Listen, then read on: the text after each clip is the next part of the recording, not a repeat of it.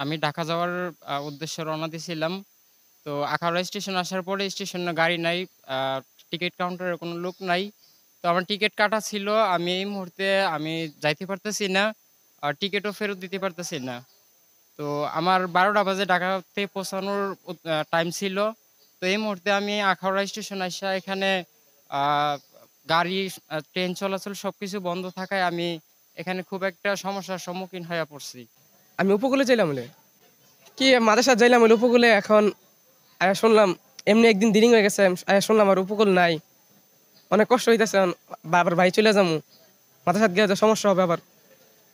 এই আরকি। বহুত মানুষ এসে ফিরে যাইতেছে। ট্রেনগুলা তাড়াতাড়ি ছেড়ে দিলেই ভালো হবে। আমি ঢাকা যাওয়ার কথা ছিল। আমি অলরেডি বিপিএল খেলা দেখতে যাচ্ছি আরকি। তো এখন আসে দেখি যে উপকূলে যাওয়ার কথা, তো উপকূল ট্রেন নাই। এখন আমি একটা ভোগান্তির মধ্যে পড়ে গেলাম। যেহেতু আমি টিকেটটা অনেক আগেই কেটে নিয়েছি। আপনারা জানেন বিপিএল এর টিকেট ডে বাই ডে। তো এখন আমি যেহেতু ট্রেনটা পাচ্ছি না, অবশ্যই আমার আ বিপিএল ম্যাচটা মিসিং হচ্ছে। তো আমি চাই এই ভোগান্তি সব শেষ করে আমরা যেন সরকার যেন তাদের দাবিগুলো মেনে নেয়, হ্যাঁ? এবং আমরা যেন ভোগান্তি থেকে বিরত থাকতে পারি আরকি।